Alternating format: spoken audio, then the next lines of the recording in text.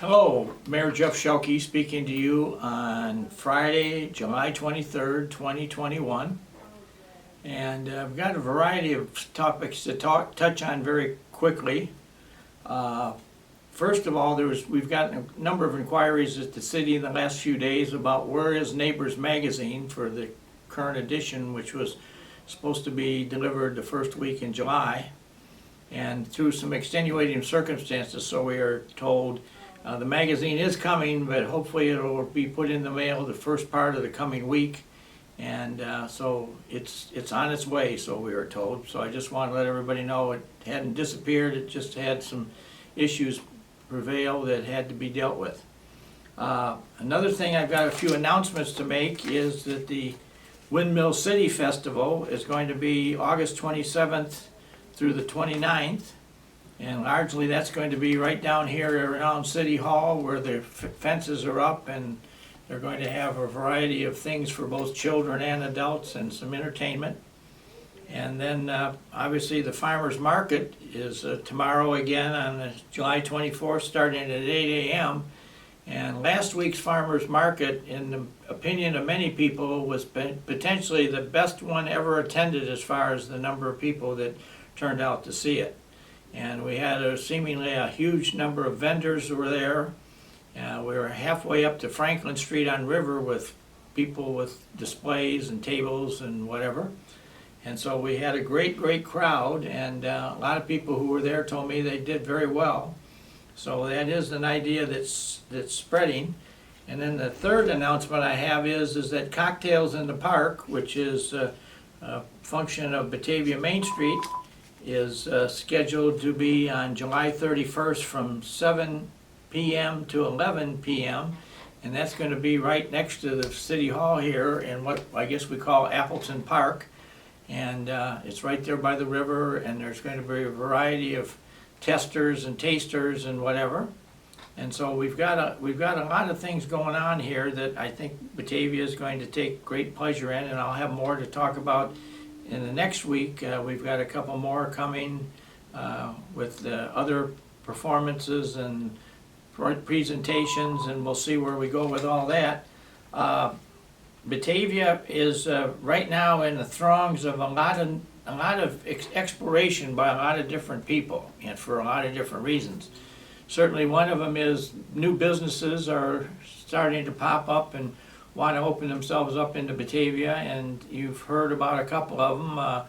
We've got a Starbucks and a Chipotle going out at Randall and McKee there to the south of Raising Cane. Their hearings are going to the Plan Commission here in the next week or so. And we've got other people that I guess I can't talk about yet because there's not the contract, final contract hasn't been signed or whatever. But I'm sure some of those will put, when it gets announced, there'll be some smiles on the faces of a number of Batavians when they see who's coming to our town. So Batavia has got a lot going on. I'm kind of flattered, I guess would be the word to say, that in the last 6 weeks I've already had one mayor from a neighboring community ask if he could come over and preview Batavia as to what we were doing and how we were doing it. And now I have two more mayors, one from the area and one from Wisconsin, that want to come down to Batavia and see Batavia, Illinois, and all the neat and wondrous things that we're doing. And certainly the boardwalk shops catches the imagination of a lot of people and a lot of questions about that. And so we just have a huge amount of things that the world is paying some attention to, and I'm very proud with the group of Batavians who have put themselves out and set up stuff, because as you all remember, the boardwalk shops was set up over there by basically a volunteer contingency of people working with Main Street and the Batavia Chamber of Commerce and the city, and we got some stuff done there that was basically done without a lot of intervention by others, and we put something together that now seems to have caught the imagination of many people. I do want to spend a couple minutes talking about some issues that the Batavia Police Department and our city code enforcement are dealing with. One is that we seem to have a lot of activity with homeless people now wandering around town, and I recently had the opportunity to sit on a Kane County Commission recommendations, and one of the things that was recommended by our commission, I made the motion, is that some of this CARES money that's coming into Kane County, that we should use it to help support the homeless shelters that exist in Kane County, and there's about 3 of them. They're nice and well run, but they could use some repairs and upgrades, and so hopefully we're going to put some stuff into place that will help some of the homeless folks. We have some folks, though, that are homeless that are becoming problems, and some of them we are dealing with almost on a daily basis at the police department. They don't necessarily want to conform to anything. We have one that keeps wanting to find electrical outlets in the middle of the night that they can then plug in a transistor into and then recharge their cell phone on somebody's house service or somebody's business or whatever have you, and that has been obtained and noted several times in recent Batavia police reports.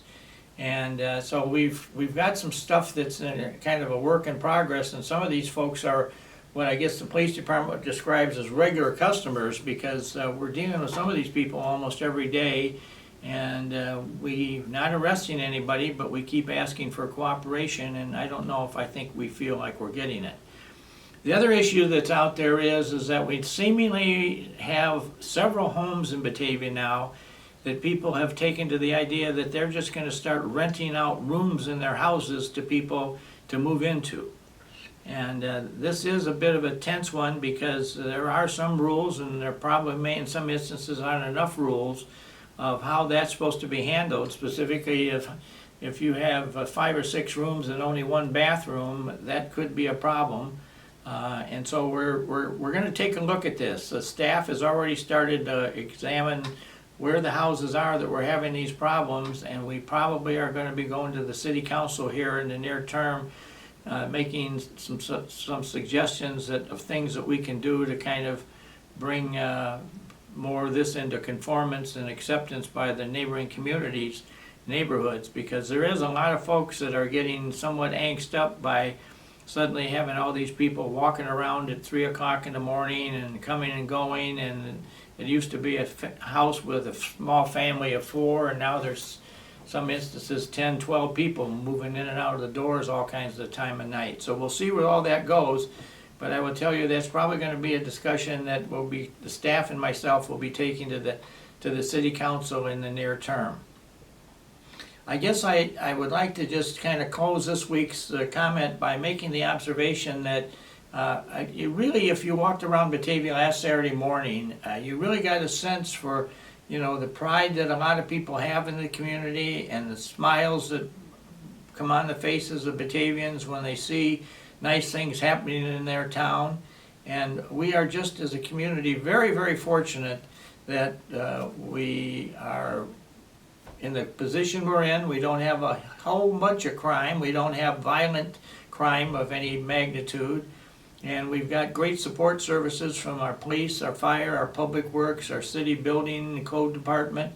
And we are here to do what is in the best interest of the community. So I know that people come and call me with some regularity because they have some concern with either the school district or the park district or the library or whatever, and I have to point out to them that all 3 of those governments specifically have their own boards that are publicly elected by the residents. They all set their tax rates and make their policies and hire their help, and they all do a nice job in my opinion, but people watch too much TV and they see the city of Chicago making decisions reference to the school system, and that's the only city in the state of Illinois where that occurs. Every other city has a separate school district, and so there's not this big powerhouse thing that the city councils have in Batavia, because I know when you're the mayor's secretary, and I've been very blessed over the years to have some excellent secretaries, will tell me that there's certain lessons you learn when you're the mayor's secretary, and certainly one of them is you learn the lessons of how the government is set up and what government does the mayor have charge of and what governments doesn't he have the charge of. And a lot of people think when you're the mayor or the village president you have all this power, which under Illinois statute you really don't. And so you kind of have to mind your P's and Q's and know what you can and you cannot do. And I'm proud to say that I think Batavia, under the guidance that I've had, is one that understands where our powers as a city are and where they aren't.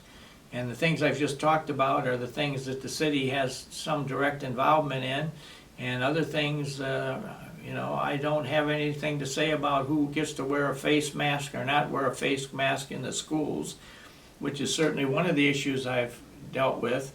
But I remember a secretary I had at one point say, some of these people think that you have the power to do everything. And I said, I used to joke that, one thing I don't have is the power to marry people. Well, lo and behold, the state of Illinois and the legislature has now changed that so that the mayor of a town or the village president can marry people. Now, I believe you have to take a course to do it. It's not much of a course. I've had people ask me to marry them, but not recently, since the law was changed. I believe Mayor Burns up in Geneva may have married somebody, but that one is yet to arrive on my doorstep. But we are an emerging community, and we have a lot of nice, great, nice people in this town. And many of them are lifelong Batavians, and they hold the community with great history and appreciation and pride and honor. And I think those people specifically are the ones that are the backbone of Batavia and make this a proud place for us all to live. And so welcome to everyone, whoever you are, whatever race, religion, color, creed you are, you're all welcome in our community. And all we ask is that you smile and behave yourself and abide by the laws and the ordinances, and don't try to push your luck by going out and doing some crazy thing that's against the law. So with that, I will end the speech for this week, and I look forward to talking to everybody next week. It's been a happy week for me down here with some of the nice things I've seen happen and things I've been told. So I'm just flying high here at the moment, and hopefully the brightness of the day for Batavia is just beginning to really take its own turn for the better. So have a great week, and I will look forward to talking to you next week.